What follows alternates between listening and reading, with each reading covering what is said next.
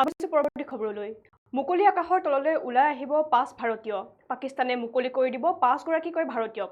মুকলি কৰি দিয়া হ'ব অসমৰ ৱাহিদা বেগমক 1.5 বছৰ পূৰ্বে পুত্ৰৰ সৈতে অন্তৰ্ধান হৈছিল ৱাহিদা 2022 চনৰ 25 নৱেম্বৰৰ পৰা পাকিস্তানত বন্দী হৈ আছিল মহিলাগৰাকী এই বিষয় সন্দৰ্ভত জনাই যাম সবিশেষ মুকলি আকাশৰ তললৈ ওলাই আহিব 5 গৰাকী ভাৰতীয় পাকিস্তানে মুকলি কৰি দিব 5 গৰাকীকৈ ভাৰতীয়ক মুকলি কৰি দিয়া হ'ব অসমৰ ৱাহিদা বেগমক 1.5 বছৰ পূৰ্বে পুত্ৰৰ সৈতে অন্তৰ্ধান হৈছিল ৱাহিদা 2022 চনৰ 25 নৱেম্বৰৰ পৰা পাকিস্তানত বন্দী হৈ আছিল মহিলাগৰাকী ৱাঘা সীমান্তৰে ভাৰতক প্ৰত্যাৰ্পণ কৰিব পাকিস্তানে কেন্দ্ৰৰ তৎপৰতাত পুত্ৰৰ সৈতে স্বদেশলৈ উভতিব ৱাহিদা বেগম আৰু আমি যেহেতু জনাইছো যে বিগত কিছু ইতিমধ্যে মুকলি আকাশৰ তললৈ ওলাই আহিব 5 গৰাকীকৈ ভাৰতীয় আৰু ইতিমধ্যে পাকিস্তানে বন্দী কৰি ৰখা 5 গৰাকীকৈ ভাৰতীয়ক আজি মুকলি কৰি দিয়া হ'ব বুলি ইতিমধ্যে তথ্য সদৰি কৰা দেখিবলৈ পোৱা গৈছে আৰু ইতিমধ্যে পাকিস্তানৰ যি ৱাঘা সীমান্ত আছে সেই ৱাঘা সীমান্তৰ প্ৰত্যাৰ্পণ কৰিব 5 গৰাকীকৈ ভাৰতীয়ক আৰু এই 5 গৰাকীকৈ ভাৰতীয়ৰ ভিতৰত আছে অসমৰ এগৰাকী মহিলা যি গৰাকী মহিলা সুদীৰ্ঘ 1.5 বছৰ ধৰি নিজৰ ঘৰৰ পৰা অন্তৰ্ধান হৈ আছিল নিজৰ পুত্ৰৰ সৈতে অৰ্থাৎ নিজৰ পুত্ৰৰ সৈতে ৱাহিদা বেগম নামৰ এগৰাকী মহিলা বিগত 1.5 বছৰ ধৰি তেওঁ অন্তৰ্ধান হৈ আছিল বুলি ইতিমধ্যে জানিব পৰা গৈছে আৰু 2022 চনৰ 25 নৱেম্বৰৰ পৰা পাকিস্তানত বন্দী হৈ আছিল মহিলাগৰাকী অৰ্থাৎ ৱাহিদা বেগম নামৰ যিগৰাকী মহিলা আছে সেই মহিলাগৰাকী 2022 চনৰ 25 নৱেম্বৰৰ পৰা পাকিস্তানত বন্দী হৈ আছিল বুলি ইতিমধ্যে তথ্য সদৰি কৰা হৈছে আৰু আজি পাকিস্তানে যিহেতু 5 গৰাকীকৈ ভাৰতীয়ক মুকলি আকাশৰ তললৈ উলিয়াই দিব আৰু ইতিমধ্যে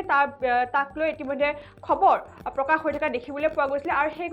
5 গৰাকীকৈ ভাৰতীয়ৰ ভিতৰত আছে এগৰাকী অসম মূলকৰ মহিলা আৰু সেই মহিলাগৰাকীৰ নাম হৈছে ৱাহিদা বেগম আৰু ৱাহিদা বেগম নামৰ মহিলাগৰাকীকো আজি সেই 5 গৰাকী ভাৰতীয়ৰ সৈতে পাকিস্তানে মুকলি কৰি দিব বুলি ইতিমধ্যে তথ্য সদৰি কৰা দেখিবলৈ পোৱা গৈছে উল্লেখযোগ্য যে 2022 চনৰ 10 নৱেম্বৰৰ পৰা পুত্ৰৰ সৈতে নিখোজ হৈ আছিল ৱাহিদা বেগম মাতৃ আৰিফা খাতুনে নগাঁও আৰক্ষী চকীত দাখিল কৰিছিল নিৰ্দিষ্ট সংক্ৰান্তে এখন এজাহাৰ দাখিল কৰা দেখিবলৈ পোৱা গৈছে বিগত 2022 চনৰ 10 নৱেম্বৰৰ পৰা ৱাহিদা বেগমৰ যি পুত্ৰ আছে সেই পুত্ৰৰ সৈতে তেওঁ অন্তৰ্ধান হৈ আছিল নগাঁৱৰ পৰা অৰ্থাৎ তেওঁলোকৰ যি বাসগৃহ আছে নগাঁও সেই নগাঁৱৰ পৰা তেওঁলোক অন্তৰ্ধান হৈ আছিল বুলি ইতিমধ্যে ৱাহিদাৰ যিগৰাকী মাতৃ আছে আৰিফা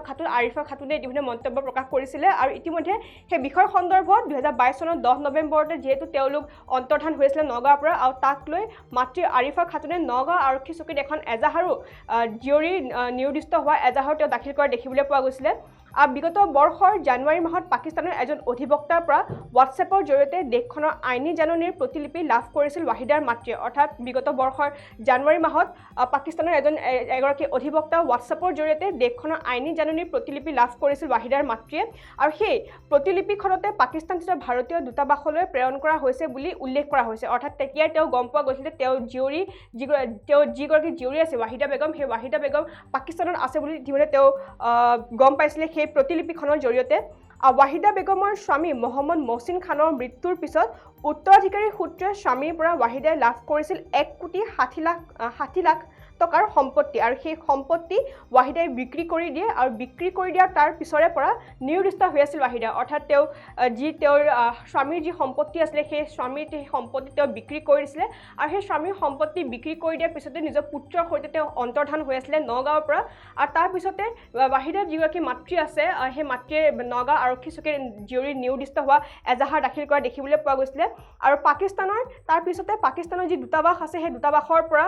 তেওঁলৈ এখন হোৱাটছএপৰ জৰিয়তে পাকিস্তানৰ এগৰাকী অধিবক্তাই ৱাহিদাৰ মাতৃলৈ এখন প্ৰতিলিপি প্ৰেৰণ কৰিছিলে আৰু প্ৰতিলিপিখনতে স্পষ্টভাৱে উল্লেখ আছিল যে তেওঁৰ জীয়ৰী ৱাহিদা বেগম পাকিস্তানত বৰ্তমান উপস্থিত আছে বুলি আৰু 2022 চনৰ 25 নৱেম্বৰত পাকিস্তানত গ্ৰেপ্তাৰ হোৱা বুলি খবৰ পাইছিল মাতৃ আৰিফা খাতুনে অৰ্থাৎ 2022 চনৰ 25 নৱেম্বৰতে পাকিস্তানত তেওঁৰ জীয়ৰী ৱাহিদা বেগম গ্ৰেপ্তাৰ হৈছিল বুলি মাতৃ আৰিফা খাতুনে তথ্য লাভ কৰিছিল আৰু তাৰ পিছতে মাতৃয়ে দিল্লীৰ এজন অধিবক্তাৰ সৈতে যোগাযোগ কৰিছিল আৰু দিল্লীস্থিত